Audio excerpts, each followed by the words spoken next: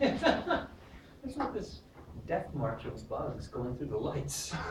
Like, if you haven't noticed, there is in general many flies in this particular room. I spotted not once, but 3 times or 4 times. Living ones or just Live- babies? No, alive. They're progressively more on that side. Yeah, Yeah. there's like so many on that one. Actually, That's so gross. in the task building, there's no bugs really anywhere, except for the corner room. And specifically in each corner, huge amount of flies. All the flies go there and die. Oh yeah, so we had the corner room before, right? Yeah, and we had tons of flies die there. Oh. No living ones. They just show up and die. Come on, the guy regularly came and was installing this sticky things, so they go And die there. stick on them and die. Yeah, sometimes they were alive and they were slowly dying. But it's like a phenomenon that only those 2 rooms. Yeah, Sometimes I question the building design here. Sometimes. But only sometimes.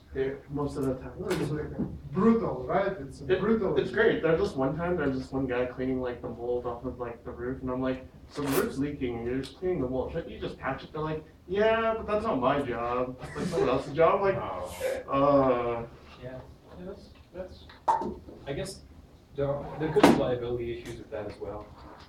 Where it's not only not his job, if he tries to do it, you know, And he screws up. yeah, But my favorite. he might get hurt. My favorite story of the task building is, you know, we have concrete floors. It wasn't supposed to be concrete floors. They just ran out of money. So they were like, well, we'll do exposed concrete.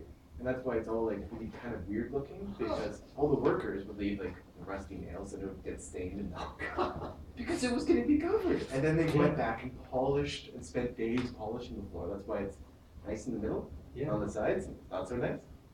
So it's polished floor. But then the building and SFU won an award because they're environmentally friendly for not putting floor down. So you said that one was built during your time here? No. I just heard the story from some of the task people. Sure. Administration people. Let's wait a handful more minutes to see if we get more folks showing up. It's weird to think that you can be missing a third of the class in these group seminars. Like, it's a few people and it's a third.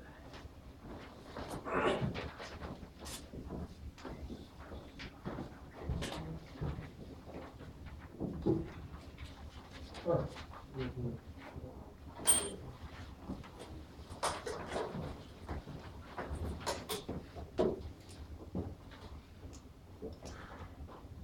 Out of curiosity, do people feel like they understood this paper, for those of you who read it? I couldn't understand it. Okay. I actually did sometimes. I actually did some part. He sounds very surprised by that. It's an interesting way of phrasing your experience with this one. No, I actually just went over the Thursday's paper and Tuesday's paper. Okay. So I comparatively found this a bit easier on the first skimming part of Right. it. So that's why this is a bit easy for that. Thursday's paper is interesting. They're yeah, I think understanding maybe the subtlety of this one is harder. First pass is probably easier. First pass is going to be harder for Thursdays, but maybe the later ones will be easier. In those weird ways that you can read papers strategically. Okay, are we down to missing one at this point? I think. Yeah, okay. So let's get going. Can I look at this? I mean, it's just a paper. You've already read it. No, I know. Good morning, everyone. My name is Nivedi, and I'm going to present directed automated random testing. Well, let's get to the problem first. Why do we need that? So the problem with unit testing is that it's expensive. It takes a lot of time and a lot of resources. And basically manually doing a unit testing is a very cumbersome task. So why is it so cumbersome? It's cumbersome because we have to write harness code for it and a driver code. So basically what we'll have to do is we'll have to simulate the environment for that particular code to run and then do testing on it. So that's not an easy task to do manually. So what can we do? If we can discuss what exactly is the driver code, is just the normal code for testing? Doing the unit test? What exactly do you need harness or training for? You want to clarify if you want? Yeah. So well, driver code would be anything which would require that particular code to get activated. Say you have a particular function which takes some arguments from a user. Okay. So you might want to simulate that particular those variables. So in general, your test harness is just everything that sets up and manages your test process, right? You've got a function you're testing, and you've got all the other just setup, tear down, evaluation, and whatnot. That's part of the test driver. Make sure the test runs. So what can we do to solve this problem? So there are possible directions where we can start with automation, but because manual testing is tough. So we have two techniques up here. It says random testing and symbolic execution of code. Let's look at what these are. So in random testing, what we do is let's generate a bunch of random inputs and feed them to the program and see whether it hits our code and we discover any bugs. So let's say we have a simple code up here, and we have an int which the if condition is testing up here. What is the random probability of this x getting the value 3345? Very low. Yeah, so it's pretty low because int is 32-bit integer, and if we try to calculate the probability, it's pretty low. So this particular method has a inherent problem. It suffers with low code coverage. It's not a viable option on its own. So we move on to symbolic execution. Let's try to understand what symbolic execution is. So we have that piece of code up there, and we have x and y parameters which are being passed, and the if condition deals with it. So all we can see in those if conditions and the program paths, only two constraints are there which will majorly control the flow of this particular program, which are x and y. So we use symbolic variables instead of input variables, like concrete things. And then execution using symbolic variables results in symbolic expressions on different paths. So these are the symbolic variables, let's say x naught and y naught, and these are the symbolic expressions. So what are these symbolic expressions? These are just the if conditions.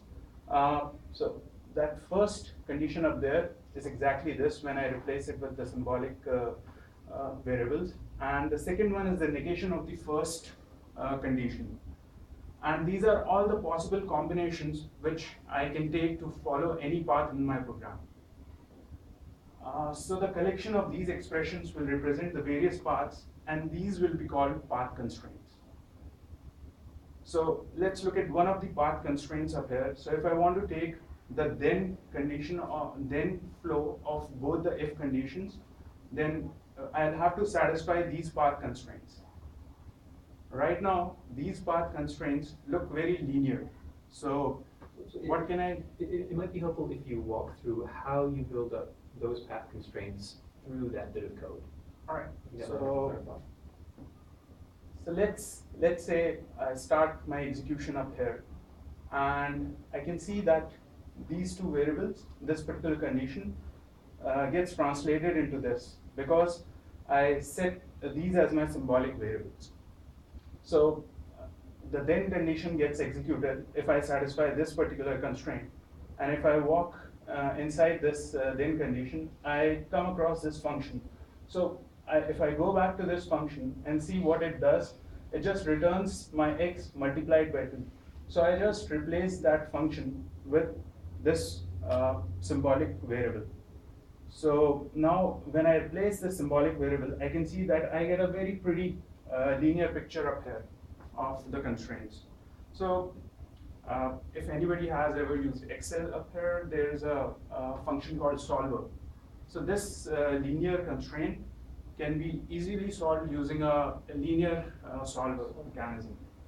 So a path constraint solver is used to determine input values that satisfy the particular path constraint. So I can get X and Y values. Quick question. I heard somewhere that if you will do symbolic execution blindly, you might have explosion, especially if you hit the cycles and so on and so forth. Yes, and we'll deal with that later on. We'll see how that affects symbolic execution. So I'm not sure if this paper looks explicitly at how loops affect symbolic execution, but I think that is something we want to end up talking about. So we've got plenty of time today to discuss this because there's a lot of meat in here to unpack. So bring that up again. So let's go through a concrete example so that all these things are very clear. So all I'm doing here is I'm translating whatever we learned in the previous slide into a execution tree up here. So now if we look at those if conditions, we can again go through this different program, and it has two if conditions, same as in the previous example, and I've replaced this z with my symbolic variables. So this gets translated to 2 multiplied by y double equal to x, and so this looks like that it would work. But as said, that if there are loops, we might run into trouble. So we'll look at that particular case later on. We'll get into trouble because this execution tree can grow enormously and infinitely. And another thing, so you replace z with 2y, Yes. right? So, But what if the function twice will be more complex? What if it's not one-liner, but something like several returns and so on and so forth? What would so that's what I'm getting to. So let the return value be non-linear. Well, so I think there are actually two issues there. What you said is that twice could be an arbitrary function. It might still be linear. As long as the constraints induced by that function call are linear, it doesn't matter how complex it is. So maybe there are multiple branches inside that function. Well, that just means you've got more branches inside your execution tree. Okay. That's all that does. So I think the number of the tests that we need to examine is exponential to the number of branches. It is. It very much is. Yeah, so there are a lot of paths, maybe an intractable number.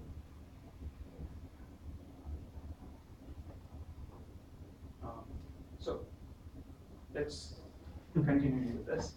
So let's say, so when things were linear, it looked like that this particular process would work beautifully. It would actually follow all the paths and it would find my error in this particular code for all those values which are mentioned up there. So those values were solved by the solver, and it finally reached the problematic code up there executing each and every path. But what if the return value from that function is a non-linear function? What happens then? Well, the solver gets stuck and symbolic execution fails. So that's why we need Dart. So what Dart does is it does an automated extraction of the interface of a program. That means it uses all the dependencies of that particular program and tries to create an automatic generation of test driver for this particular interface. And then what happens is the program, that particular driver, it makes a dynamic analysis of the execution flows of that particular program and creates input vectors which try to direct the path of the program to each and every branch. Once one particular branch is taken, that particular input is fed back and a new input is generated so that the other branches can be covered. So the key ideas here are, so where does random testing come in to play?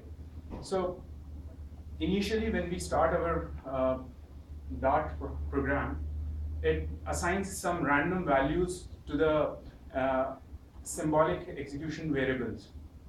And the symbolic execution takes side by side. So we have concrete values as well and symbolic execution going side by side. We'll look at it in the next slide. The key ideas with Dart here is that it does concrete plus symbolic execution side by side. In later papers, this process is also called concolic testing and dynamic symbolic execution. Systematic execution of all program parts based on previous input vector information. We'll see how that happens, and dynamic analysis approach to deal with pointers effectively. So this also deals with pointers effectively. So how it does that? It does that by dynamically executing the code. So in symbolic execution, it was used with static analysis. So in static analysis, you couldn't really find out what the pointers were actually pointing to at that point of time. But if you are running it dynamically, your variables have a very definite value, and you can tell where the program actually failed. But what if application is buggy? So you get the value dynamically, but the value is wrong because programmer make mistake. Then how we will act in this case? So what you are saying is that the pointer doesn't point, like it's a Pointer syntax points error? to, let's say, wrong function or something because of bug in the program. Okay, so it will get assigned to that particular wrong function. Mhm. So as long as it is pointing to something, the problem with static analysis is that it doesn't get the memory location where exactly the pointer is pointing to. But if it is a dynamic execution, you can at least know where it is going. Even if it's going to a wrong function. So you might say that it is pointing to the wrong function, and you're able to run this through the rest of the system. That's perfectly okay, because then what will happen is you'll generate tests that explore that buggy behavior. And so if it leads to a crash or some incorrect behavior because of this, you'll have a test case that shows it. But we'll see some examples Yes. as well that tie into this and help to elucidate. So let's go into the details how Dart works. So initial input vector is set to concrete variables. Let's say the initial values have been set to the concrete variables. Symbolic variable states are assigned along with the random concrete variable states. Execution proceeds with concrete variables first. Path constraints covered are marked as visited. So what we'll do is we'll use those concrete variables. We'll go through that execution tree and follow a path, whichever path it takes initially with those random variables. We'll record all those paths, and we'll take this particular symbolic execution and use that symbolic execution to generate further input values and update the input vector later on. So symbolic variables are solved, and then we can solve those symbolic executions with the solver, and then update our input vector up here. So if the solver fails, as in the case of nonlinear equations, we'll just use the concrete values instead, because the concrete values are being maintained side by side of the symbolic execution. Let's look at an example which would make this clear. Sorry, where does the input vector initially come from? Did it So randomly generate it? yes. So if we look at it line by line, this is how it will happen. So that's the program up there. We need x and y. X and y are symbolic variables up here, and that is the execution tree for that particular program. So initially the input vectors are randomly decided, and the symbolic execution variables are assigned.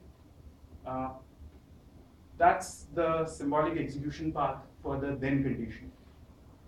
So if x is not equal to y, that would be the path which would be taken. So if we look at the random input vector, initially it was set to some random values and which are not equal. So it will go through that path. Next,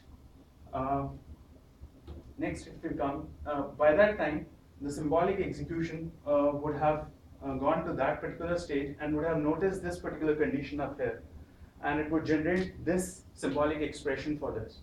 So now this symbolic expression plus this symbolic expression becomes our path constraint.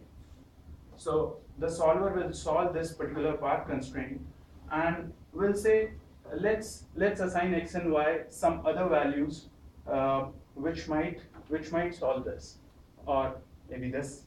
It can solve for either path. So it decided to give x a value 11 and y a value 0, which is again satisfying the first condition, but that doesn't quite satisfy the second condition. So, but it will still update the input vector because this went through and it took this path.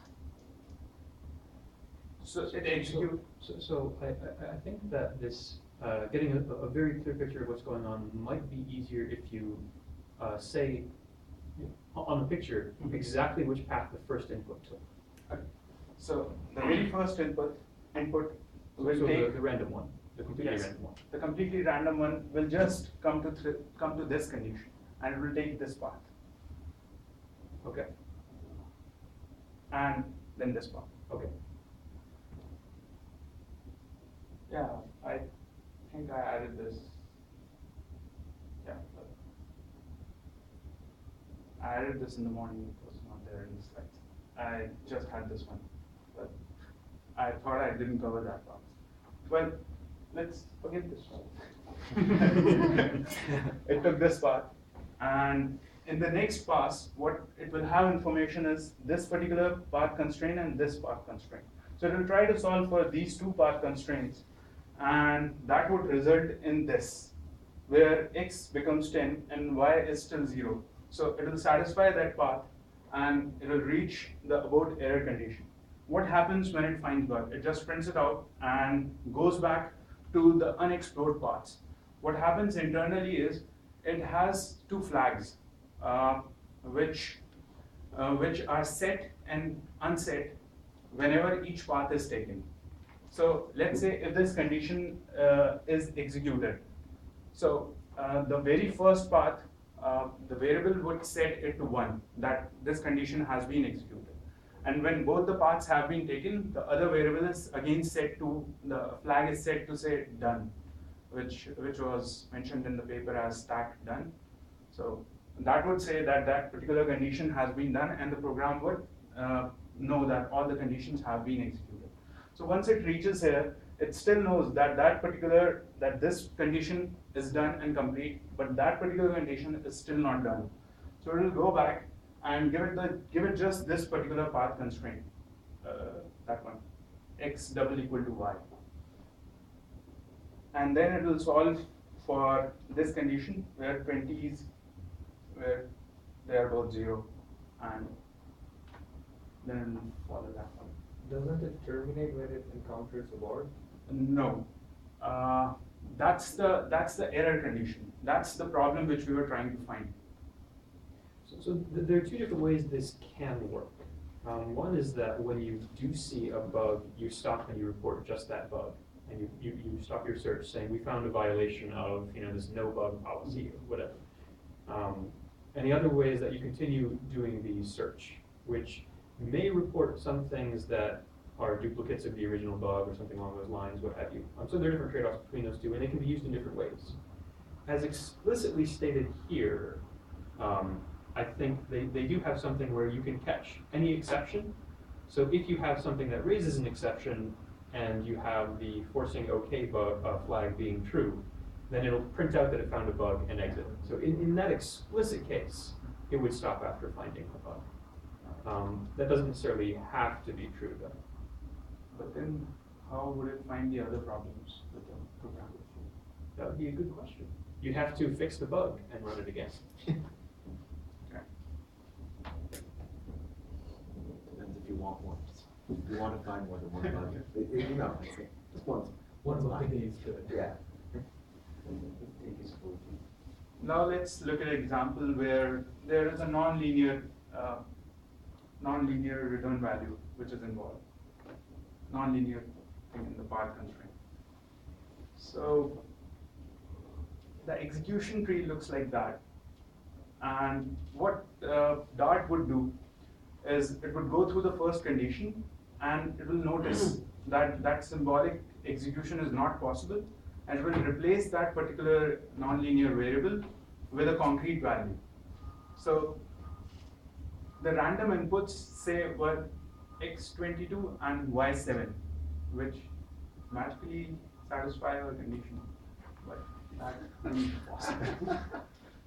So it will replace this particular condition from symbolic execution to x equal to 49, which is 7 multiplied by mod 50 would become 49, and then it would execute in the normal fashion.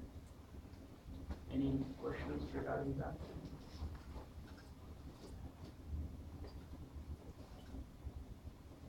Anything which is not clear? What happens if the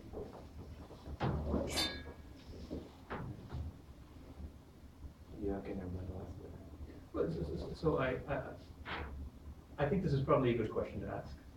If it's the question that I'm guessing. Well, I know yours. The one you're guessing is definitely a good question.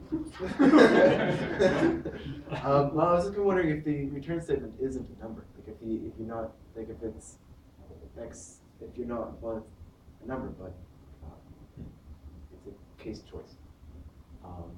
But what was your question? That was one of the things I was going to actually going to ask, because that's a follow-up on Yevgeny's question, basically.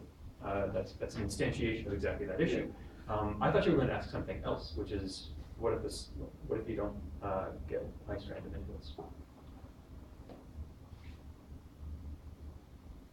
Well, if you don't get this random input, then it will get some random input, and it will nullify this particular condition, and it will follow some execution path at least. Mm-hmm. So what is happening here is, even if it doesn't take value 49, which is exactly satisfying the condition, even if it doesn't do that, then what will happen is it will execute on some path.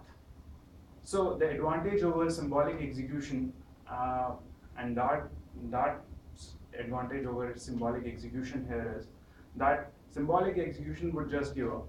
It would just say, I failed, I cannot execute this thing. But Dart would actually follow a path and would try to go somewhere and say that this particular thing is unreachable because I cannot solve it. Okay, so I think that Dart should be able to explore this tree in its entirety as well, even though it's got a nonlinear constraint, right? Yes. So was it clear why that is the case? It was clear? Like, for example, it will put the above condition as a concrete thing. Okay. It will go to it will take one path on the left one, Mm-hmm. and the symbolic execution will look at it, and then it will decide that, okay, let's try with x not equal to 49 Mm-hmm. and y equal to 7. So that condition will be executed. Then it will go to the other one and try to execute the other paths.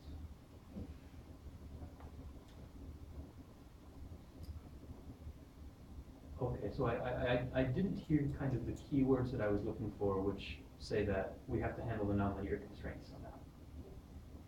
So that's what he said, right? For non-linear, you will just put a concrete value and just Right, move right. forward, which Yeah. is like a trade-off.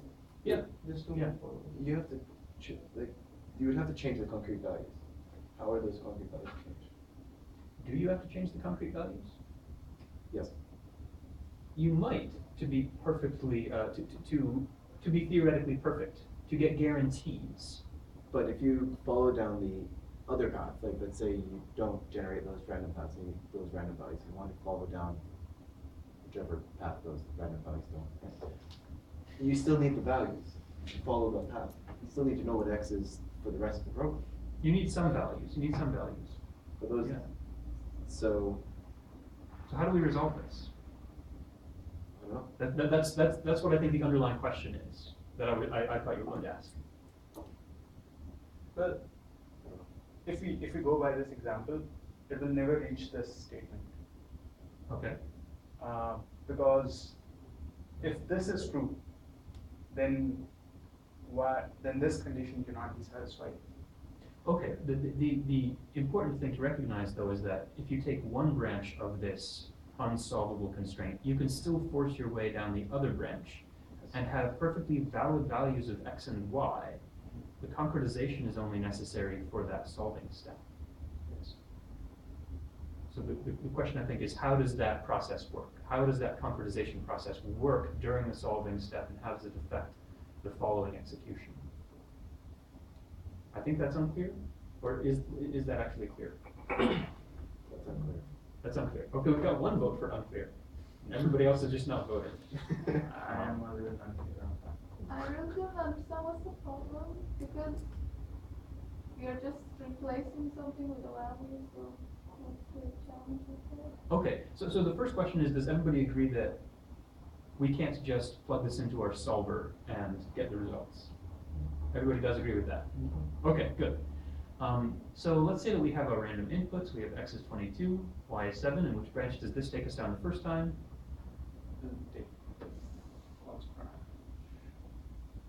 Okay. Okay.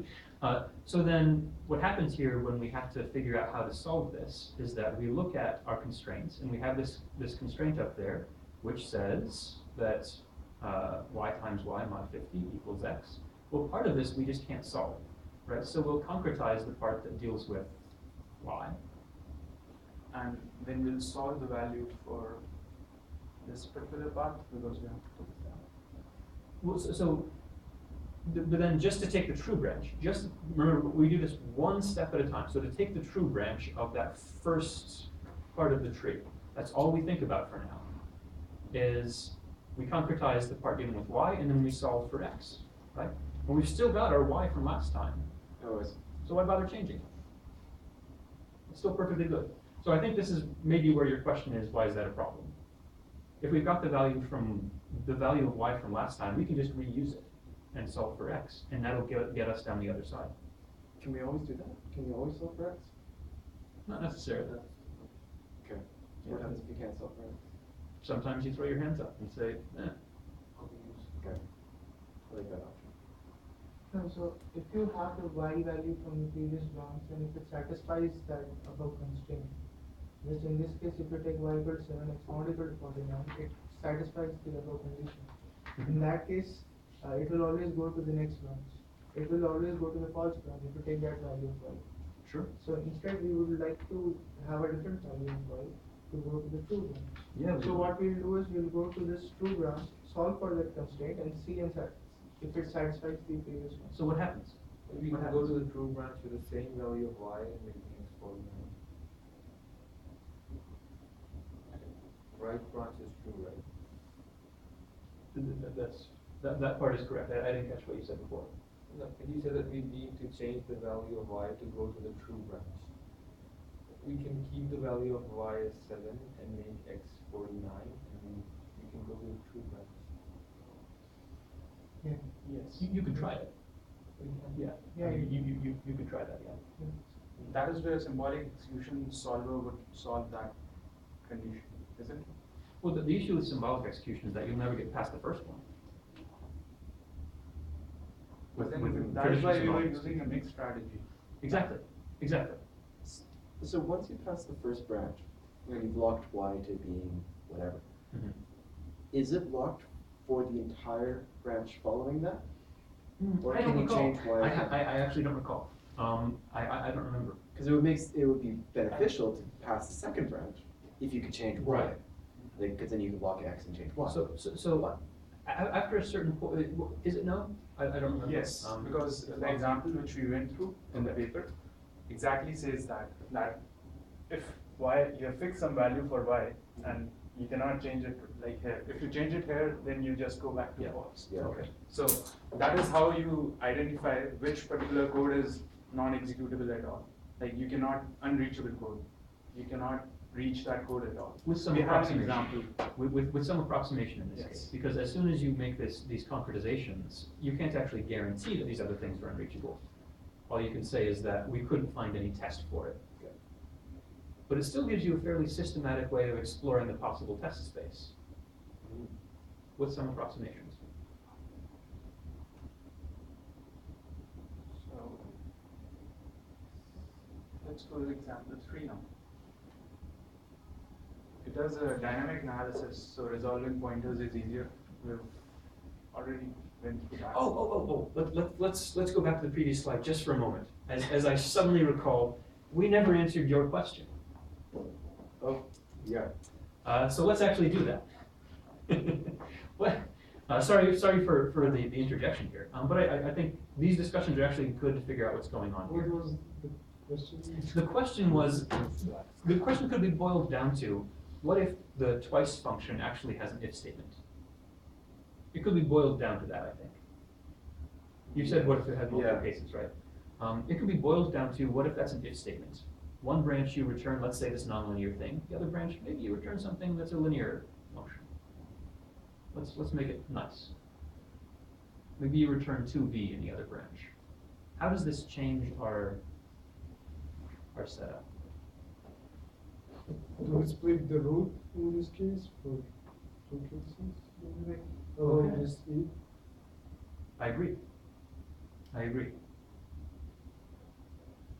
So whatever the condition is for this if statement becomes the new root of this tree. What we have here becomes one subtree, and the other subtree has the linear condition instead of the nonlinear one.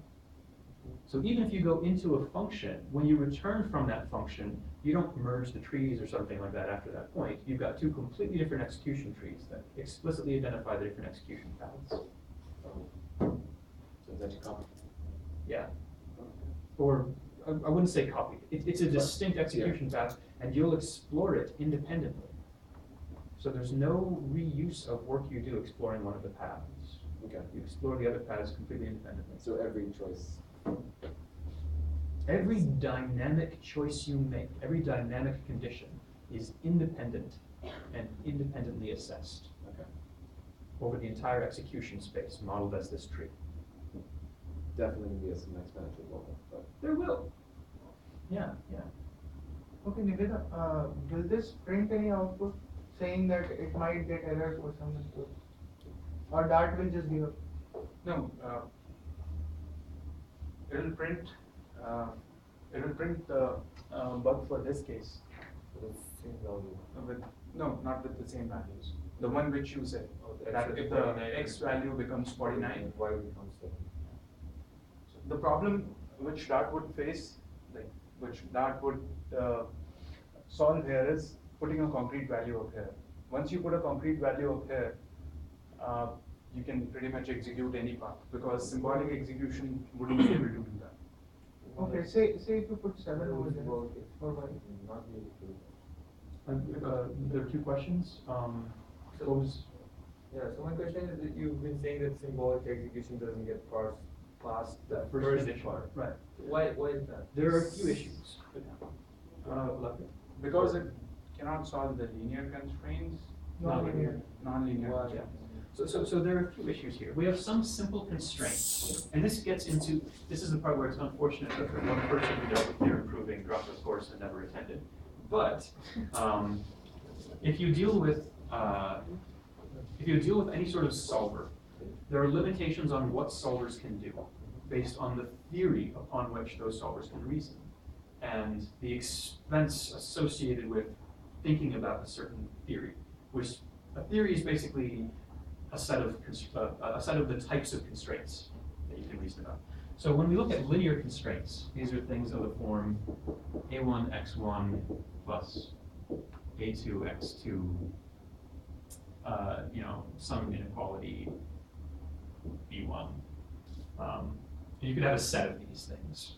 These are what a solver can reason about. So these would be our symbolic variables times some constant are related to some other constant, right? This can be done through linear programming, right? Which, how many people have heard of linear programming? Okay, a few of you. Essentially, you can solve these things efficiently, right? You can model them pretty reasonably as polytopes and solve them, right? That's just how solvers work, in your calculator or whatever. If you have something that's more complex,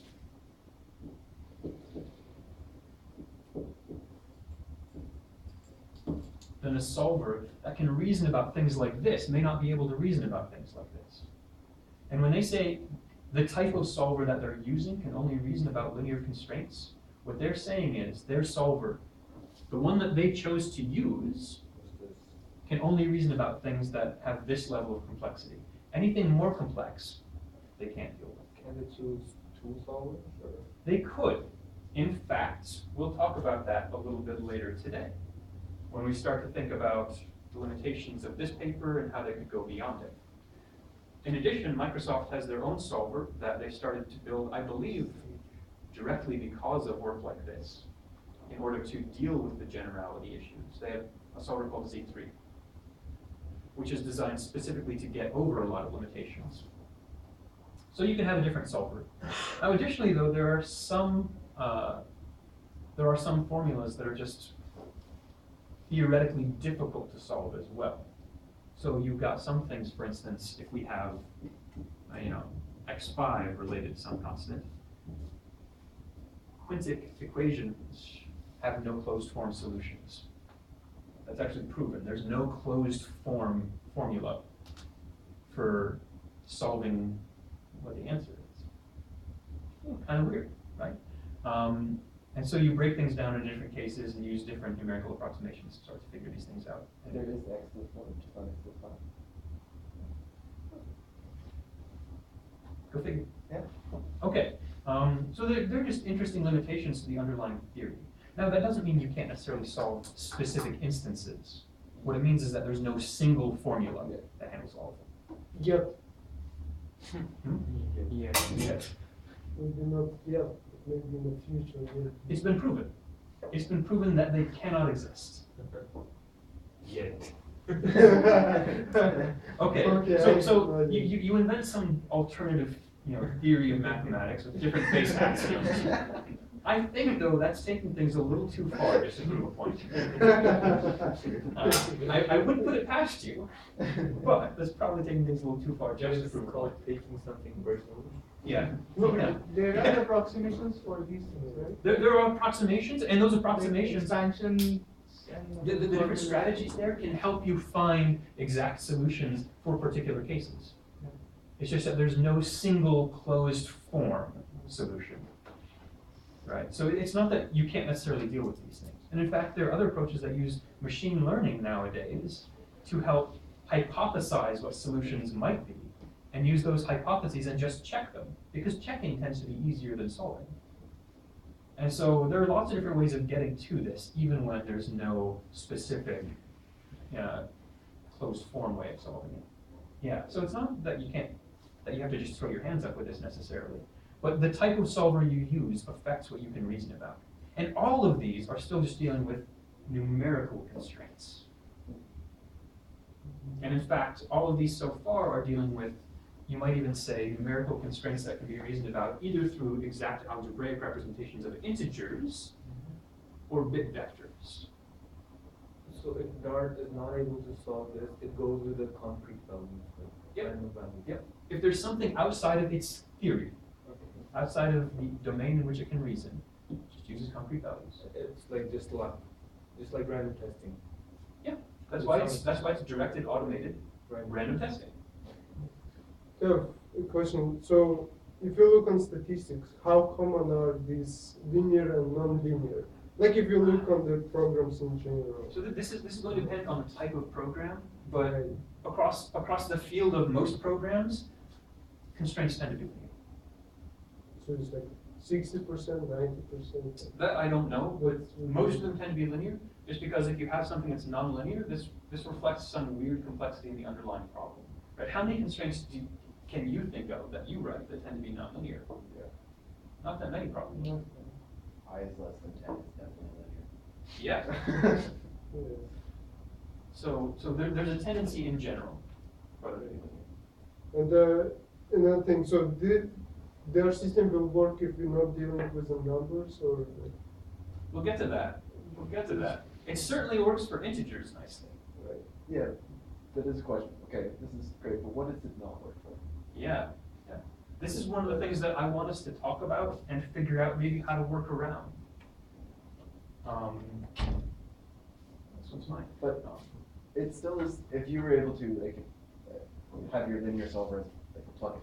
Yeah, which they now have. There's actually a library, SMTlib, which allows you to have one interface and just plug in different solvers. And then you can just kind of expand it to do as much as any comparison you want, depending on your plugin. Yeah, depending on your plugins. But I mean, the greater the structure of the underlying theory, the more complex the solver might have to be. So reasoning about strings, for instance, is actually hard. Because theories of strings involving things like concatenation start to become complex, which you might not initially expect. But that's pretty important if you want to reason about, say, how can I generate an input that executes SQL injection? Yeah, red hat is so much reviews, strings, network packets, and And even their discussion of pointers, which we'll get to, as soon as we get past the slide, even their discussion of pointers leaves a lot to be explored. Yeah. Okay, I think this is enough of this diversion. Let's go to example 3. Okay, quickly, I just want to review. Can we? Yeah. So x not equal to 49, y equal to 7, it goes to the false one. No. Then for the first case. Okay, and then it takes x equal to 49, y equal to 7, goes to the next false one, and then it will change the value of x. It will get some value, but it will not find the error condition because it will not satisfy the previous constraint, right? Yes. So it will never find the error. Okay. That's why we have execution paths are not X equal to 49 and y equal to 7 goes to the False condition. false should go to 49 is greater than 7. Yeah. Yeah. It will go to the true Yeah. condition, but So let's pretend that those are swapped. Okay.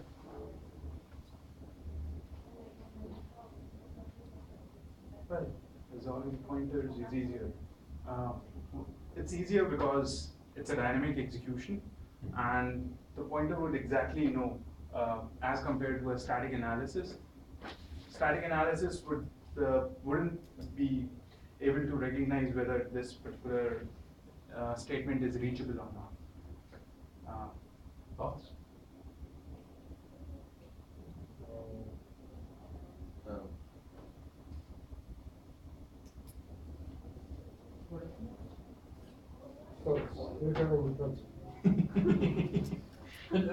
If there's more that you want to talk about on this example, we can do that. Yeah. Otherwise, let's have Right, the some. paper talks about it that if an external function is not modifying a pointer which is already allocated, then it's fine. Otherwise, there will be a problem.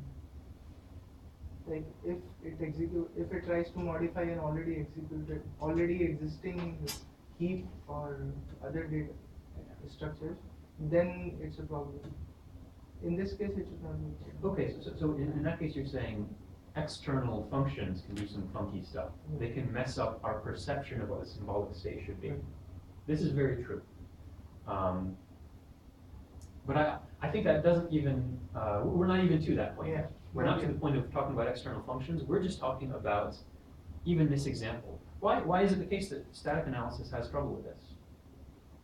It will not know that A to C value is actually changed. Static analysis will not figure it out. Okay. Whereas with dynamic analysis, it will actually calculate that value and check whether that is equal to 1 or not. And then go and check that whether that is not equal to 0 and then take it. Okay. So there's a possibility then, is what you're saying. Yeah. There's a possibility that we are changing the value of C. Right. And static analysis just can't always figure that out because alias analysis. Right. So has to either be it is sort of- over approximate or under approximate. Yeah, the alias analysis can't give us enough information. This is something that is one of the areas I'm not expecting you to deal with in Project 2, but it has some interesting implications.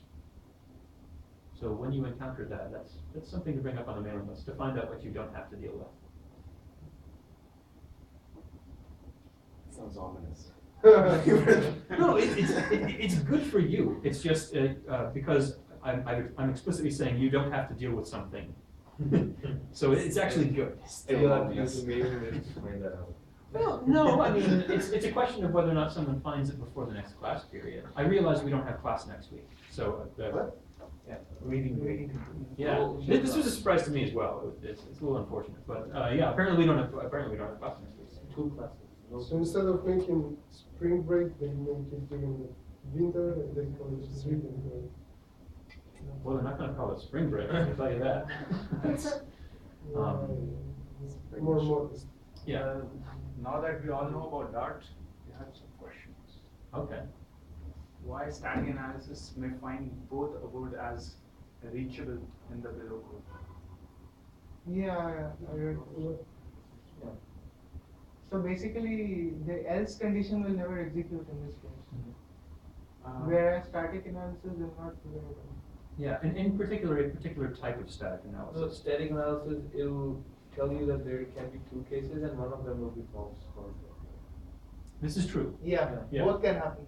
Yeah. So it'll say both can happen, Well, but depending on what technique you use, you might not get that far. One, right? Right. So maybe this is why you think this is Yes. weird, right? Well, let's continue on with that first bullet point a little bit. Your issue is I think that you think you can't even get that far. Why?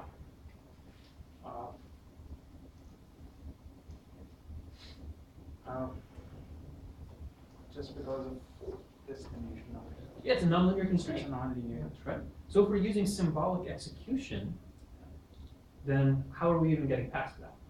They don't. Yeah. Yeah. So why do they say that both could be reachable? And this is your question. I don't know, if some random value of negative, so you can go to the other condition. Well, I said, if you use symbolic execution, you'll never get past that first one. If you use symbolic execution, there are other static techniques. Yeah. And so they're just talking about the other state-of-the-art static techniques. In specific, some that end up getting used for things like verification will start off by saying, well, we don't necessarily know what this predicate is. Let's just ignore it for now then. Take other, you could take either path then. Is Dart useful in this case?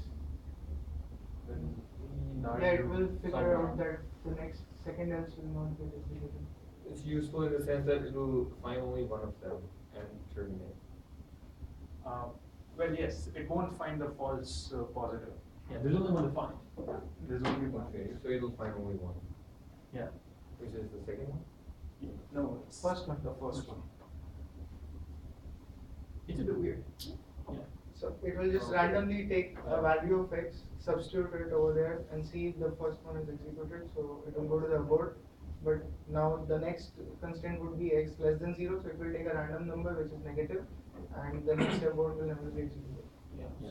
So if you look at some of the papers which were related to it, they mentioned that when we have these path constraints, there are only a few values which decide the execution of the path. Mhm. So that is how they sometimes use this particular aspect to optimize the solvers. This is true.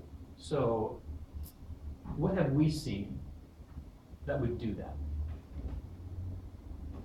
We've actually seen the technique used to perform exactly that optimization. We have. And I'll even give you a hint by saying that I presented it. Well, It was not. no, That's good. You're listening. Yeah, you present a signal, Yeah. How can you figure out some algorithm. which variables are relevant in determining the path? So that abstract. It's like, I'll say maybe that I presented this sort of stuff in, I think, the first week too. So you call it, let's see. What do you call it? Lowers thing? Top and How about? The dependent? The dependencies come into play here, right? So you can look at the underlying path condition, and if you ask yourself, okay, I've got to figure out how to solve a particular constraint in here, do some negation or what have you, what are the variables involved? You know, there are going to be a lot of them that maybe you don't want to change, and so you could say, we'll fix those variables. If you only want to figure out how to change the value of x, right? Then what's involved in computing the value of x? What's involved in computing this condition? That's a slice. Yeah. So slicing is used to do these optimizations. Because with a slice, you could find the entire branch path. Yeah, you can find all of the values and conditions that are relevant for determining whether or not this condition can be satisfied. And then see if any of them negate themselves. You could, that's another optimization, checking whether or not two constraints directly conflict. Mhm. That's an optimization that actually occurs in the follow-up paper Qt. Okay. But you don't even have to consider that. It might be the case that you're looking at negating one condition. All of the other variables that are in your path condition, you still need to have values for them, right? Mhm. But you can figure out that you don't need to change those values Oh, I see. by using the slice. Anything that's not in the slice of the thing you're changing can just stay the way it was. So it tells you what things you can just reuse. Which is kind of interesting. Although maybe from the looks on your face, it's far more interesting for me than for all of you. It's a very powerful technique for these optimizations in general, though. So your question though is it useful? I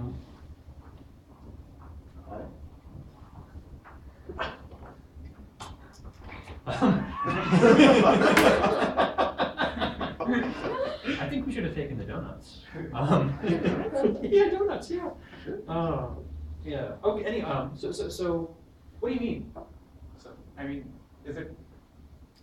I mean, that's an open-ended question. It's more than just what does Dart do. What are the ways in which it's useful or not useful? It is useful. It is telling you the exact. I mean, if it finds an abort, it is for sure something is there. Okay, so that's one way.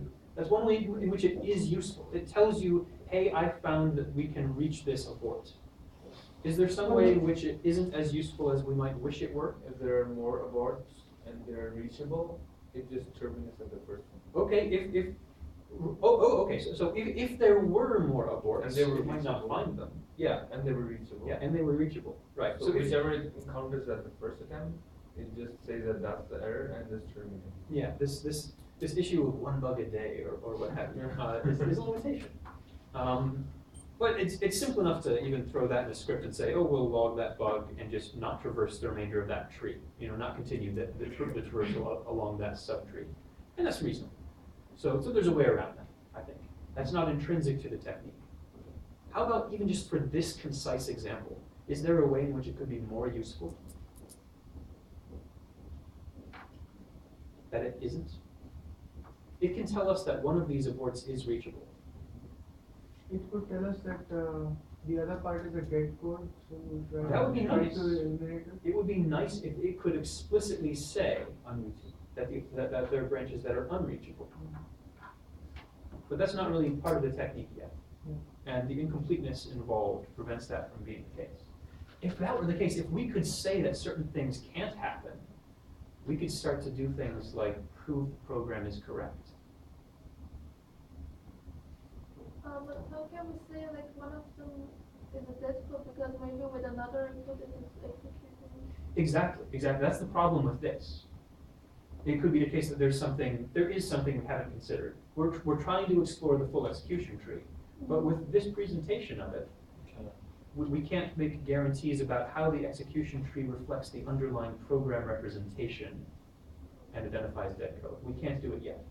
I think that would be something nice to have that this doesn't give us yet. We'll start to see in 2 weeks with a paper presented by someone to my right. Oh, you present There's only one of you who hasn't presented yet. I have presented it. There's only one person to your left. Right. Well, right. To my direct right in this row. To be pedantic, I guess, for computer scientists. So the second person to the right. Sure.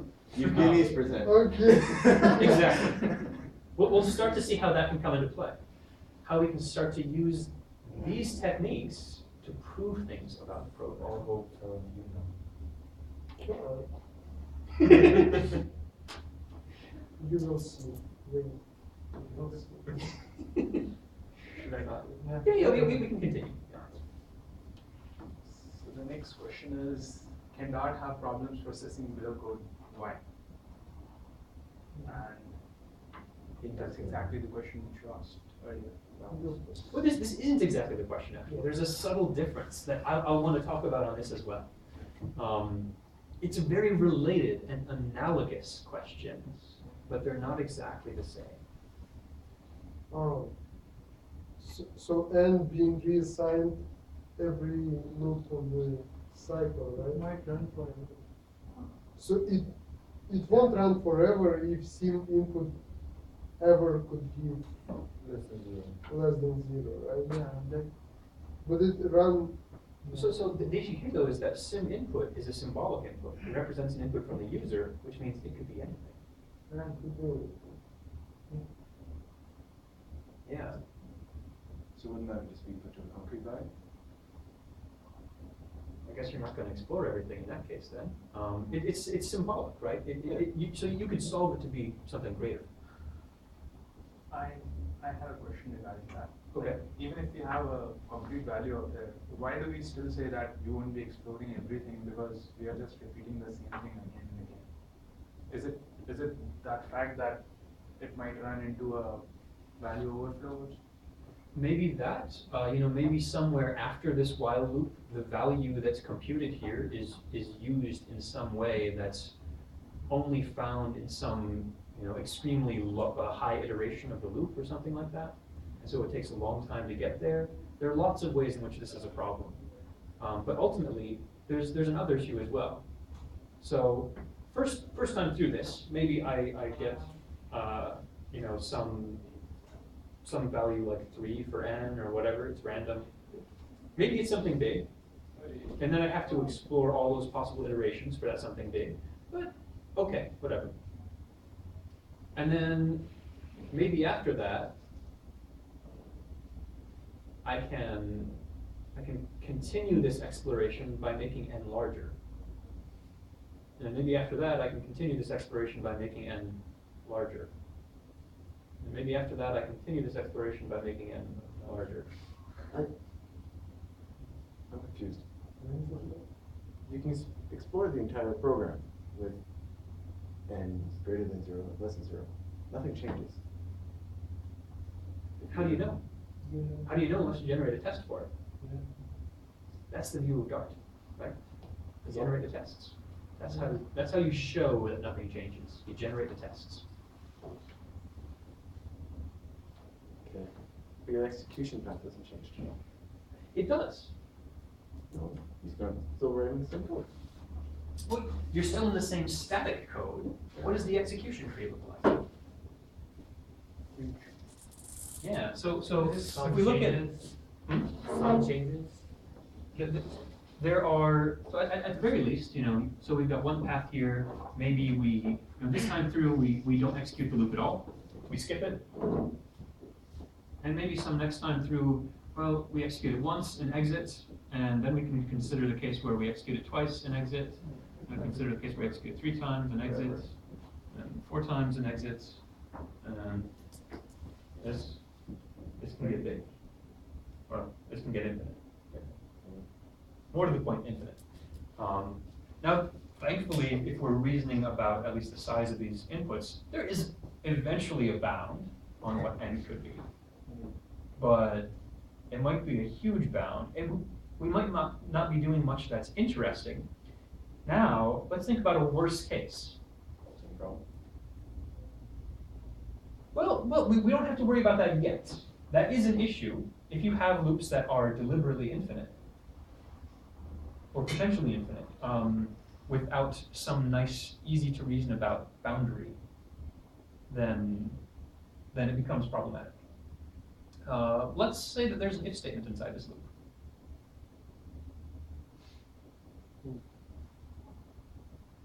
It could be a simple if statement inside the body of the loop.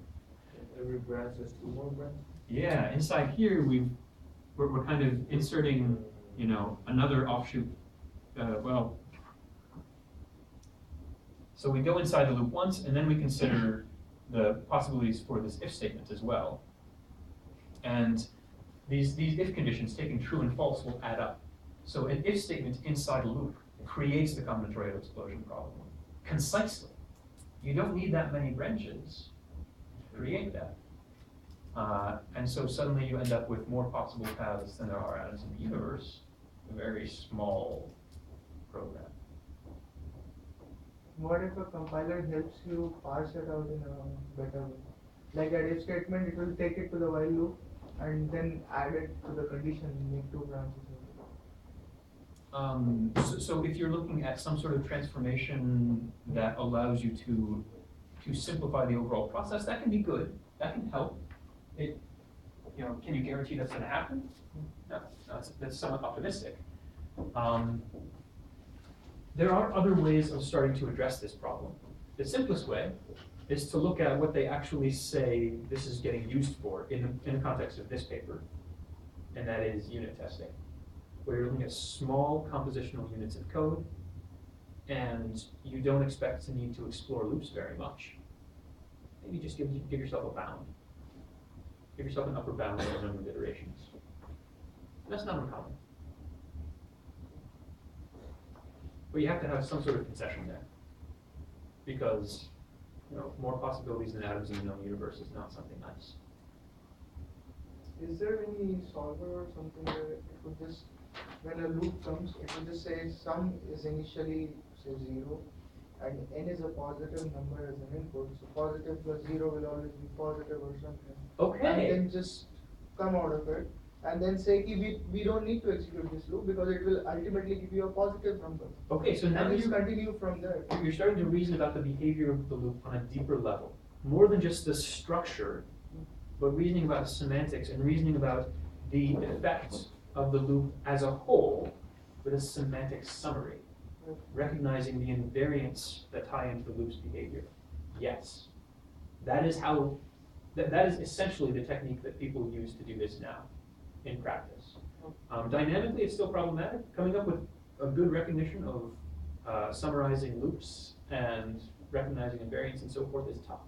So In say general. before running a dynamic analysis, Mhm. you just do a static analysis and tell that each loop with, so you create a stack with where Sure. you say each loop has a behavior, Yep. saying that this loop will give you a positive output, this will give you a negative, and dynamic analysis can go and check those Absolutely. stack and just Absolutely, absolutely. That would be That is effective. that would be much better. Yes. And again, that's where things have shifted.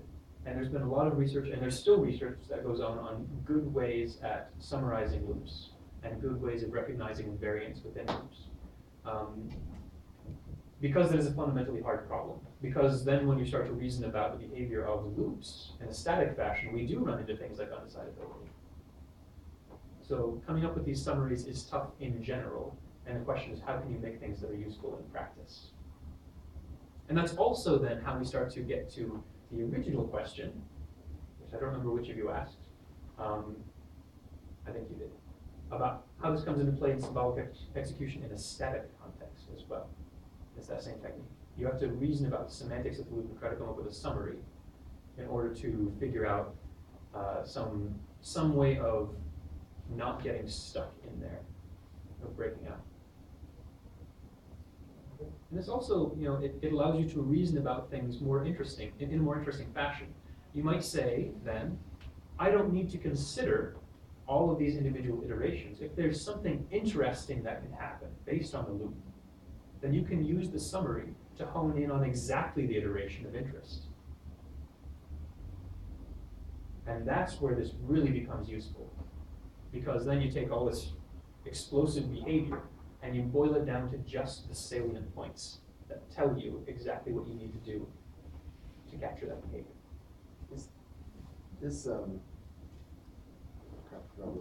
summary. Is there? It sounds. In my mind, it sounds like you can make a programming, like a theoretical programming language or language of some, like of how to summarize that. Like what that would be called. can you translate that in, is there an automatic translation of that into a summary form? So in general, this will just be a reflection of the logical constraints, and this depends on whatever form is required by your solver. Okay. So this is somewhat solver dependent, which is true in general. You know, whatever form your constraints take is going to be whatever form your solver accepts. Yeah. Now, thankfully, tools like SMT-lib give you some abstraction that is more consistent across solvers. But sometimes, you know, you don't get the full expressiveness because of that, just because of API mismatches and so forth. But in general, it's formal logic. It's just formal logic and figuring out how to express those formal constraints inside the context of whatever solving mechanism you're exploiting. Okay. Sure. Okay, is it useful in practice? Because every unit test will also have a lot of loops. I can say that it's used in practice. So that hopefully gives some indication. So this particular tool is used in practice, that? The successors are. Yeah, the successors are used extensively by Microsoft, for instance. And the underlying technique is dynamic symbolic execution is now one of the fundamental techniques, I would say, in the context of program analysis. It is, and we'll talk about this. We'll talk about the things that you can end up doing with this. Because we've got loads of time, I didn't take up all of our time and ramble this time, so I think we've got plenty of time for expounding. It's the number of things you can do with this by looking at variance and coming up with interesting ways of using the idea of exploring the state space of a program in a very clear and methodological fashion is powerful. So you can do a lot with it. The complexities that arise in particular domains are what make new research uses interesting. But we'll come back to that. That's part of my planned discussion as well. It is something that gets used. And if you have techniques like summaries, then loops become more tractable. And the idea is that you come up with summarization techniques that reflect the actual structure of programs in practice versus in general. Okay.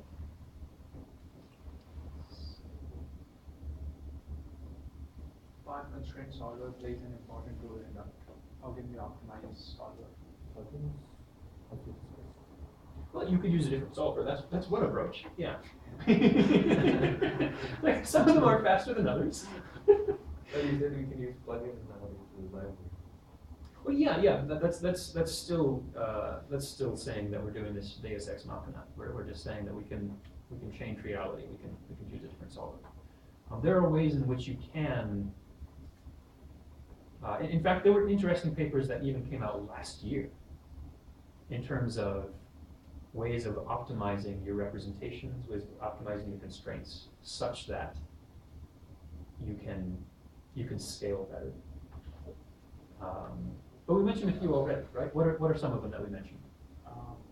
We can ask the audience, or phone a friend, whatever.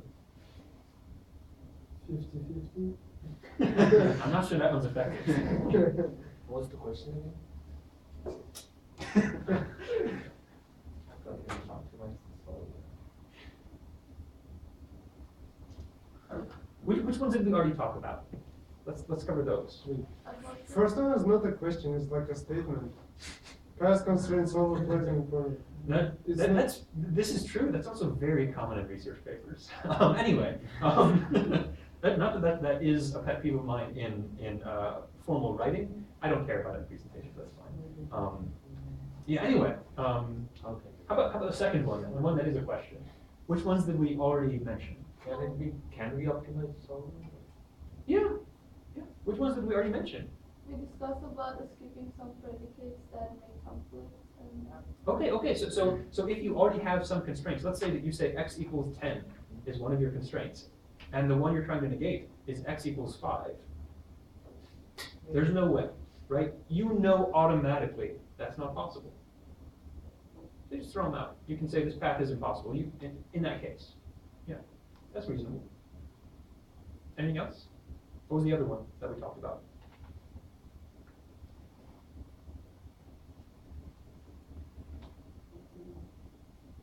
You can compile it with optimization flags. Oh, the slicing thing. The slicing thing. Okay, there we go. The one that I presented to all of you, and then we get really, really hard with that discussion about, oh, I presented this to you. Yeah, the slicing. Both of those are pruning effects, right? Where we're looking at removing constraints. This is one way of optimizing. You look at the constraints and you ask yourself, okay, what is unnecessary? Focus on just the salient things, leave the other things constant. Only throw those things that are relevant to the solver, and you'll get an answer faster. What else can we do? One way is to remove things. Any other ideas? So I look like next Thursday paper, they did optimization by saying like if we have a branch, if we have branching, if we don't have any significant changes on either of the branches, we can kind of ignore it or merge it together. This is interesting. I think this doesn't optimize the solver, this optimizes something else. This optimizes our tree. Yeah. Well, Yeah. It's kind of less work for the solver. Well, it sort of is. I think it's more or less work for the directed search strategy, which is a whole additional component to this that we haven't really gotten into yet, that I really want to talk about. We've got time. I always say we have time, we always run out of time, whatever. So we're going to talk about the directed search strategy, and that is something that is absolutely important, and there's a lot you can do by recognizing that the directed search strategy, playing with the directed search strategy in different ways, can affect the behavior in useful ways that address notions of efficacy and notions of expressiveness as well. Notions of what you're trying to do. Well, we'll come back to that. We'll definitely come back to that because that's on my list of my big red list of things that we must explicitly discuss. Because I do actually have a big red list of things we must explicitly discuss. In general, when you talk about optimization, how you can make things faster, there are Removing unnecessary Okay. useless things. removing unnecessary things is one way you can make things faster in general. What's another common approach for just making things faster? Make it easier. Make it easier? Well, easier is a little informal. Parallelization. Parallelization? Parallelization is definitely something that's used. So if you look at how this is used in Microsoft, one of the things they did, or at least that they present in some papers on this, is that the unused CPU cycles for their machines get thrown onto this to explore the state space of their software, which is interesting. I mean, that shows they actually do think it's useful. What else? Caching the results. Caching, okay. Well, maybe you've already solved something. You already know how to solve certain constraints, because they've come up in the past. Just reuse your solutions. No need to solve again. The solver is expensive in general. Using maybe not a purely linear solver like they're using in this paper, but once you start to reason about things that are more complex, if you're reasoning about strings, certainly things are complex. When you start to reason about memory objects and the structure of things in memory, it becomes rough. It becomes difficult. And we haven't even talked about how to do that yet, which we'll totally do. So any way that you can avoid asking the solver a question is great. We'll also talk about this more with your paper. Okay, yeah, sure. Any way you can avoid, somebody, you make these notes, oh, better go read that. Any way that you can avoid asking the solver something is great. So caching is good. Now it turns out even the way in which you structure constraints can help you recognize redundancies better, can help you recognize when you can use a cached result, can help you structure things so that it's easier for the solver to address based on its solving mechanism. So there are lots of other things that go in there as well. I'm not sure if we've tackled things that you were looking for particularly, but it's pretty open-ended. I just wanted to have a discussion on it. Good, good. It's an interesting issue. In fact, there was a paper that came up in my RSS reader like 3 weeks ago. Another paper, which I think was successfully published or published a little bit before, which looks at exactly this sort of issue. It's a very, very salient point. Well, the paper presents the experimental results where they explore different softwares and they just summarize the results, stating and how much number of runs or number of iterations they found the errors. Mm-hmm. So they talk specifically about this Needham Schroeder protocol, NSP. So what this protocol does is that it's a public key encryption system where they tried to discover this error while a person was executing a middleman attack. So basically, there's B, and there's this person who's sitting in the middle. He's impersonating B, and A sends his key and information, the encrypted information to him, and then he forwards it to B. B sends it back to the middleman, and then he so it goes to and fro, and that was the attacks which they tried to discover. They tried to find out that they tried to simulate that condition and try to find out that in how many iterations they would find that particular block of code where that error is happening, or whether that the weakness in the code is. But then they realized that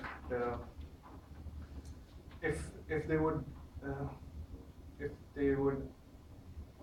arrange the test driver or the environment more, they didn't get the whole attack in the first experiment. They got only the part of the attack strategy. Later on, they modified the environment of their test, and then they reached these numbers, getting the whole piece of that particular code where that was being done. That is what I could get out of it. Yeah, there's a little bit more to the story as well, where this was a known attack, and there was a fix for the attack, right? There's a way of preventing the attack. And they showed there was a bug, they showed with their technique, which previously hadn't been shown, that there's a bug with the fix. That you can continue to use the attack with some modifications, and violate the integrity here. So violate security of the protocol. Well, they found the bug. Yeah, which is interesting. Though, previously we were always talking about finding basically a crash, a bug, an error. Yeah. And now we're finding a vulnerability. Interesting. Different. Yes. How would we make that step? So, yes. In general, you can modify any sort of reachability constraints as an abort, right? If you ever reach this point in the program, make an assertion or say, if this happens, abort. And then all you have to do is model the underlying program with code such that the error you're looking for, semantic error, is just an if statement with an abort, which is all an assert is anyway, right? So in general, you can take a lot of these other errors and reduce them down to things like assertions, assumes, and aborts. And they end up representing the underlying structure of the problem in a semantic way, even if the problem is more complex. Now, the difficulty there is that in order to do that, you'd have to go in and explicitly state your property as an assertion, right? Does that mean you need to know the bug before? You need to know the conditions of the bug. This is sometimes easier, it's sometimes harder. This is one of the fundamental problems with verification, is that you need to be able to specify the property that you want to verify. You need to be able to say that, that this never happens. Sometimes that's easy, you know, so a guarantee like memory safety is going to be easier to specify than something that's more domain specific and complex. But sometimes the error itself is easier than specifying the full set of constraints that produce the error. Right?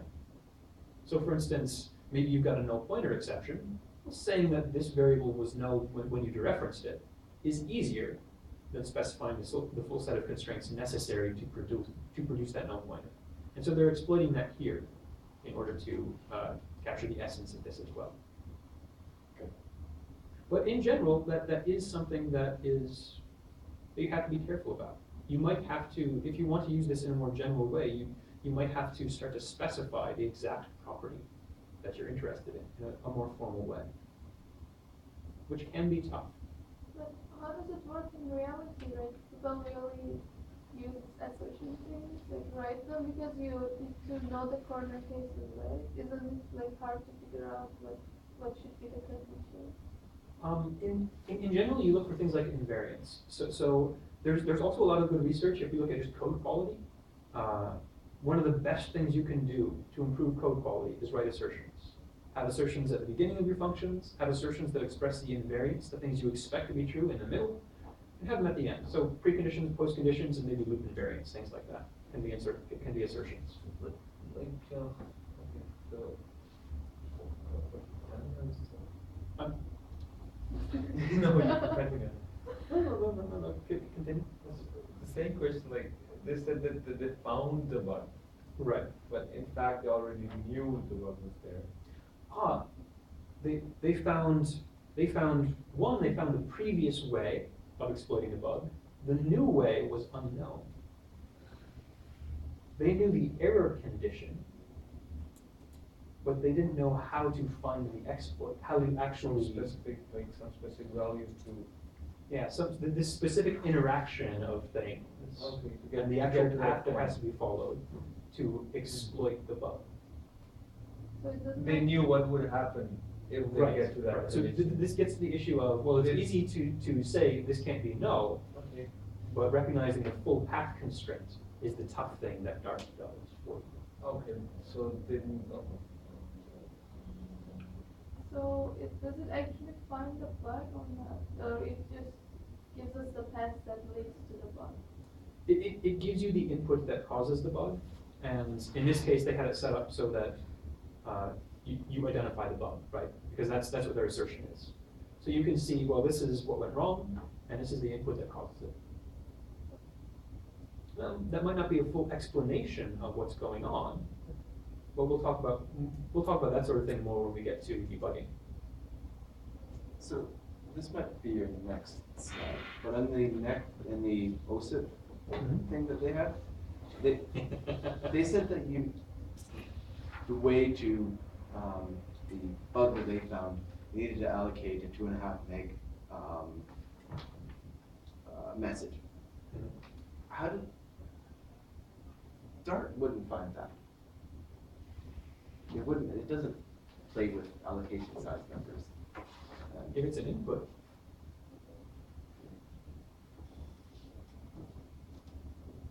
And is that what it is? Yeah, that's hilarious. I would go with unfortunate. Hilarious too. Because if a function has an input as a pointer, as a parameter, so Dart can obviously put some random values. Because if it's if it's a library function. Dart doesn't deal with that yet. So Dart only deals with numeric things.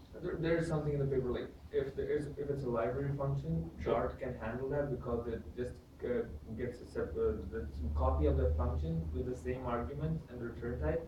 Yeah. And it just simulates the library function. Sure. So if the library function has some pointers as an argument, so it'll simulate the pointer. Yes. That doesn't quite get to the nature of the question though. The issue is, can you come up with this input that is 2.5 megs or whatever? If the size is an argument to the function, then it's going to be symbolic, right? But in order to detect it, we need to have the assertion for the size, right? Because I feel we like randomly just not be an assertion on the size at that point. It might be some other implicit constraint on that is correlated with the size later on. So you have that symbolic value that propagates down through the program. And this is where things get subtle, right? Where it's better than just having something that's very, very localized. It's stronger than just having the assertion there, because if there's some error condition that happens later, that would be equivalent to an assertion, then it can help find that. Alright, so actually my issue is that it didn't find the problem in OSIP, it found the problem in Sigma. Okay. Because it was, Sigma's environment overflowed. So it was actually an issue that wasn't, it was based on the environment where the execution was done. And that confused them. How did they find, did they go through and say, all right, let's try a 32 kilobyte message, 64 kilobyte, 1 meg? Did they go through all these possibilities, continually testing the environment to see when the environment failed? It would have to have been rigorously determined by the constraints set up by the program. So it's not an exhaustive test of the environment space randomly.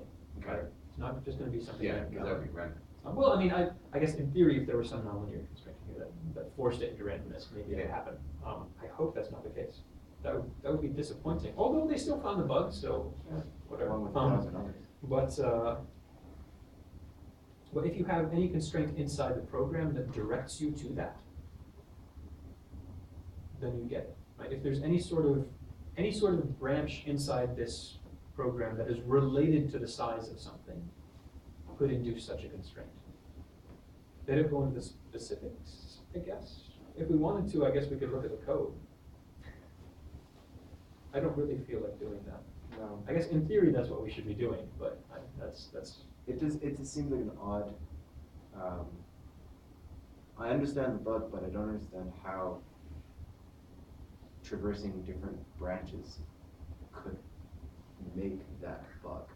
It sounds like a bug. Like maybe they found out that there was a null pointer and then figured out by hand how to exploit that null pointer. That I can. I actually don't have too much of a problem with this, because if they have any constraint in the system that is just related to the size, then it would just go. that could happen. Because their underlying system will say, okay, we've got something related to the size, so we'll pass in some new input that satisfies that constraint.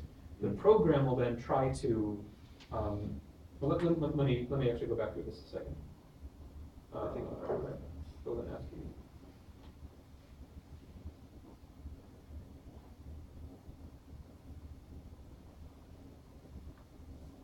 Packet to stack space, blah, blah, blah, returns pointer size twice. Stack space, allocation failed.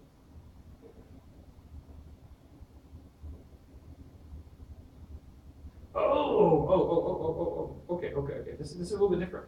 It's not quite, if it were a purely environmental concern, I would agree with you, there would be something funky there, because what you'd be saying is that they're passing in something that's allocated, right? And that's the problem. That's not what's going on here. The issue is the actual process of the behavior doing stack local allocation. So that's within the context of the program. You're not So- checking that one. Yeah. You're not checking the pointer. So it's still within the context of the program. Oh, okay. So that's okay. Sure. I mean, it seems like there's some things that might be a little bit So- under-described, I would agree. So is what the last point that they say the code does not check this failure. I assume that Dart found that failure, and then they looked at what would have caused that failure. If you don't look for the return value of an allocation, then when it's null, you'll probably dereference it. And when you dereference it, you crash, and Dart recognizes the crash. Okay. Because what I feel in the program, they're not checking because the first time they're allocating it, they're not checking if it's actually allocated or it returns a null pointer. Yeah. They're just using the same value again and again. And when it tries to dereference it, it gives you an error. Yeah. So that's what Dart found with a specific input that this can happen. So it is still very much an internal issue. Okay. Satisfied? Yeah. Okay.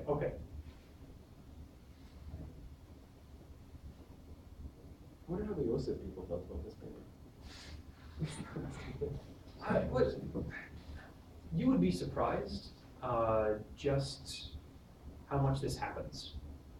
Yeah, I would assume that this is pretty common for the most part. I mean, one, you've got these implicit assumptions about null pointers, which seems to be the case, right? It seems to be the case that they're making these implicit assumptions, which is just bad style, but maybe not an error.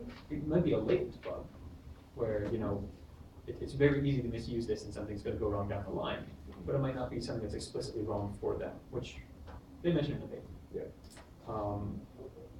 Now they still found out bugs, but oh well. Yeah. But in general, you know, the more bugs you find, the more you're improving the quality of the software. And most software is buggy. Arguably all. They don't do unit testing. That's the reason. They do less of unit testing. That's the whole point of Dart. That's why it's. That's certainly part of it. I mean, in addition, you might notice this isn't generating tests, right? In the sense that it records these tests for you to keep around and use later. There are other tools that do, which we were going to have somebody present, but as people dropped the course, I cut that out of the schedule. There's the CLE paper, which generates tests that you can continue to use. This is something that's kind of a continuous directed fuzzing. I think in the previous paper, some paper we taught that there are certain test generators. They're wrong. Yes. And then there are some tests that the developers give. I think it was the last paper. The mutation testing paper. Yeah. So can this use the same test? This makes its own. This makes its own. Yeah. So the tests that something like this generates or something like CLE generates could be used during the evaluation of one of those other papers. It probably wouldn't do what you expect because the nature of something like this isn't general. Well, we'll talk about that, I guess, a bit. The nature of something like this isn't necessarily to create a good test suite. It's to exhaustively explore the state space, which can be subtly different. Okay, but let's continue on. Okay. I would like to summarize what we spoke about that.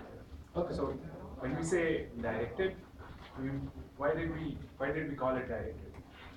So in random testing, it was not at all directed, but because of symbolic execution and the strategy where we had these random inputs, it used the random inputs initially, but then the path and the execution of the systematic branch taking process was directed because of these inputs, and the continuous feedback where the input which were generated by the solver, they were being fed back into the system, and that's why it knew which branch it wanted to take.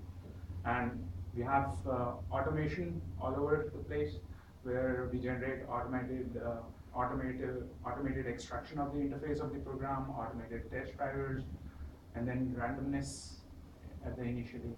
So there's this systematic traversal of the execution tree. That's kind of interesting to me. It's a very systematic traversal of the possible behaviors of the program. So my question regarding that is that it seems like that we are doing a depth first search. Yes. For We are indeed. why? Why can't we do it any other way? This gets to the nature of the search, which is one of the things I want to get to. So what does a depth first search give us? Gives you ancestors It gives you ancestors, this is true. and descendants. And yes. It definitely gives us properties of a tree. It's the direct path to a failure. Like the fastest path.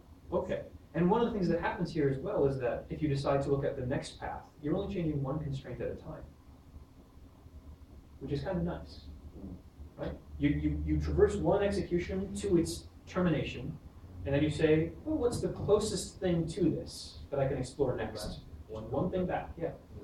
And then you'll traverse backward a little bit and just flip one more thing, and you'll see where that takes you. So there are these small changes that you're more likely to be able to solve. More likely, anyway, than if you make some huge deviation. There should be scope for parallelism over there.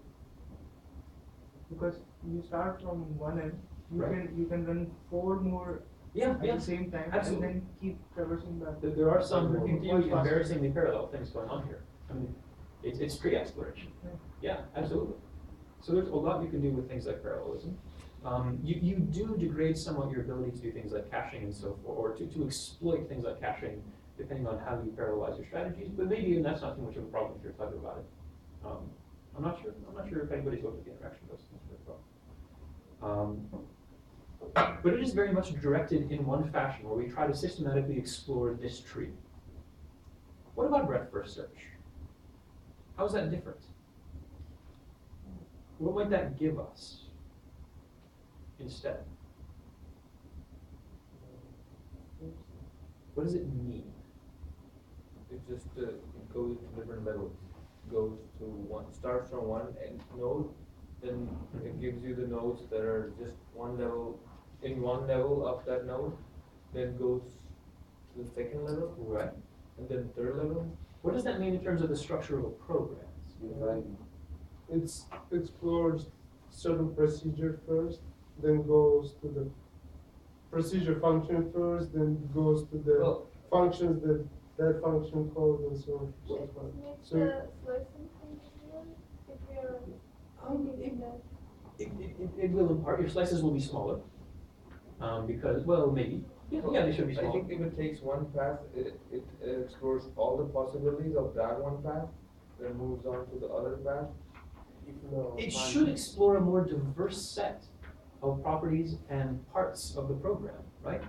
Because instead of saying we have to explore everything along this true branch of something first, you can say we'll explore the true branch and we'll explore the false branch. Now we've got branch coverage. And we do this trivial exploration of the things that are below that as well. And maybe, this calls one function, this calls another function, and they're two complex functions. Maybe half of your program is on this side of an if state at the beginning of your program. Half of your lexical program, half your source is called through a function on the other side of that if statement. If you use a depth first search, you could get stuck locally somewhere and not explore much of the program at all. And a breadth first search will start to explore things more over the entire Yeah, program. but the thing with their idea was that they were not parallelizing it first, and second thing is that because of the explosion, which is a problem with this algorithm, Yeah. they might never reach termination in general. So their number of results would be very less compared to depth first. Because You mean it breadth keeps, first. yeah, compared to breadth first. Like at the second level itself, the tree is so huge that you will take a lot of time to come to a termination in the first place. Potentially. And So with something with like this idea, that's why they continued with depth first, so that they get some results at least.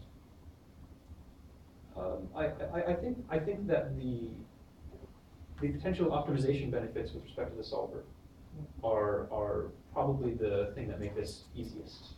It's easier to do with depth first. I would agree with that. Wouldn't you find programs like, if you wanted to crash your program earlier, find fast ways to crash your program? Okay. So this gets to a different question. Are either of these what we want? Is breadth first or depth first? Is either of those really what we're looking for? Can we say something like bug first? Wouldn't that be nicer? Common execution path first? Okay, even then we might still be exploring one path more than others. If we can find some other way of shifting our search around that's based on the structure of the program, more so than how deep am I in the tree, or am I being broad in the tree, and that might be more useful. So this leads to strategies like which branch is closest to an uncovered statement or an uncovered branch, one that I haven't explored already.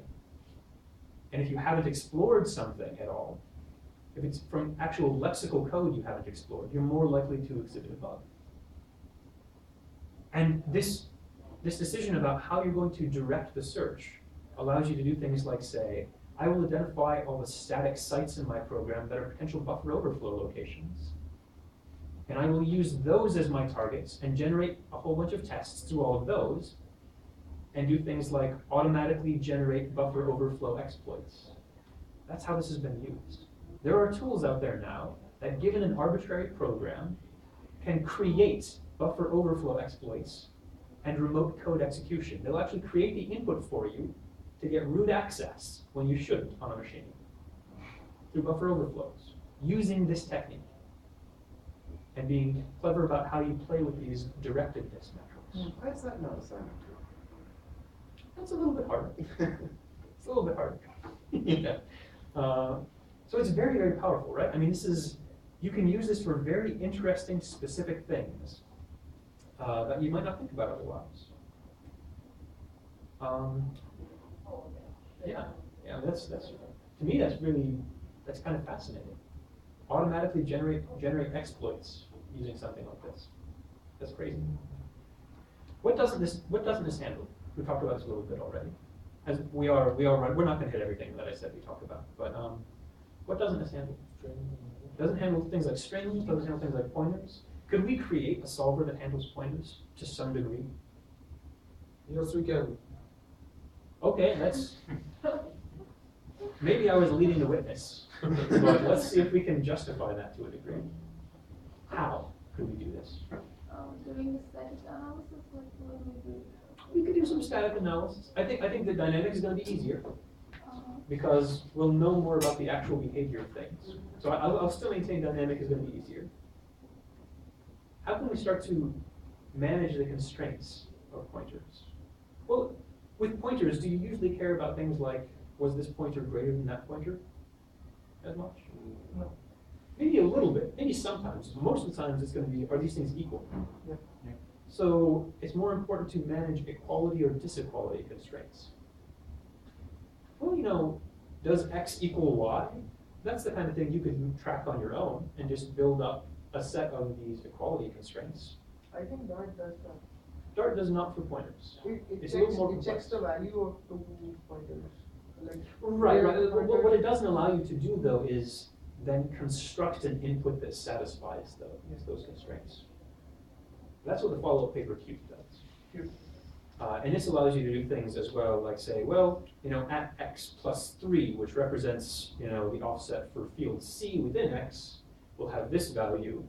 And so we can start to reconstruct an actual object that satisfies those pointer constraints. That satisfies the constraints you collect throughout the object creation. So that can be done as well. That's nice. That's nice. What about library calls? We talked about it a little bit. What's up with library calls? So like I said, it simulates the function. Okay, one way is you could say you can simulate the function, which basically means you write a simple version of the function yourself and include that in the code, so that Dart will explore your simple version of the function instead of the one you don't have code for. But Dart does it itself. I mean, right. Not really. There's something in the paper. It says that Well, whenever you see these things that are a little bit more nebulous, can be done with, or something like that, it can be done. We're not going into details for a reason. But it's I don't know. It's somewhere. It doesn't fundamentally address the problem that if you're exploring a function you don't have the code for, then you don't know what it's doing, and you might throw your hands up and create some approximations. Right? So. No, but what it does is that you know the return type. Okay. You know the argument it takes. Okay. You can put in some value and you can get a return type, which is something that the actual function would return. Yeah, but that doesn't reflect the meaning of the function. That just says, okay, you've got some value that this thing could have returned maybe. Whereas if there's some actual structure of the function that's important to the behavior of your constraints, maybe if you do that, you try to solve the constraints involving this function and you just don't get anything out of it, right? Because the output isn't meaningful for your input. The actual execution will deviate, which we didn't talk much about, but if your results deviate, then you kind of have to throw your hands up as well and say, my solver lied to me because of the approximations I made. So that's a problem. So in these last 4 minutes, let's maybe look at another example. Say that, I've got my marker in hand, okay. If This is gonna be kind of similar, but if x equals hash of y, and if y is 0, abort. What happens? Thought experiment. So first, let's assume we generate some random inputs. That means we're probably not going to satisfy the constraints, right? So we've got our tree. Let's say true is on the right. First time through, we take this branch. What happens? We try to negate this constraint. It's non-linear, right? Yeah. Hash functions are notoriously nonlinear, tough to reverse. Right. But we could say it's just some other function we don't have code to as well. So we'll take dynamic value, right? Okay, we'll take the dynamic value and we'll find something that doesn't equal it. And we'll take this side. So let's say we take the dynamic value and you know, it happens to be that y doesn't equal 0 because the probability of that's pretty darn low, right? So we'll end up taking the true branch for the first one and the false branch for the second one, right? So how can we get to that error now? To the abort. True branch for both cases? Okay, we have to have a true branch for both cases, but how do we get there? How do we generate that input? First of all, so we'll look at the type of y. If y is an integer type, for example, you can have 0 as an input, right? Yeah, your probability of just generating 0 is, you know, 1 out of 2 to the 32. No, You could. So if you go to, if y equal to 0, the solver will tell you that. If you did that, you'd have to be pretty lucky to make that happen. I think you might be in the right direction, but the problem is that we have to figure, you know, Dart doesn't do that, right? So how do we get from there to here? How do we get from Dart to the ideal that you're describing? Well, let's suppose that this is just some function and we want to come up with a solver that can reason about functions we don't have the code for. We talked about one optimization strategy, which is caching. I think caching can actually help us here as well. It can help us by strengthening our solver as well. So maybe we use hash in many places in our program. Simplest thing to do is, we don't have this code, but we saw what the empirical results were. If we've already seen the fact that, you know, there's 0 and the hash for 0 produces something, then we could reuse that result, right? We could plug that reasoning based on what we'd observed already into our solver. And so that's a paper. I mean, that's a published paper, that is actually a paper. There's more to it than that. Because the first time through, we don't necessarily have that information. If we've already seen the value of hash 0, then we could plug it in here. But if we haven't, we're out of luck. Can you see if it's cubed within the domain of values hash cubed?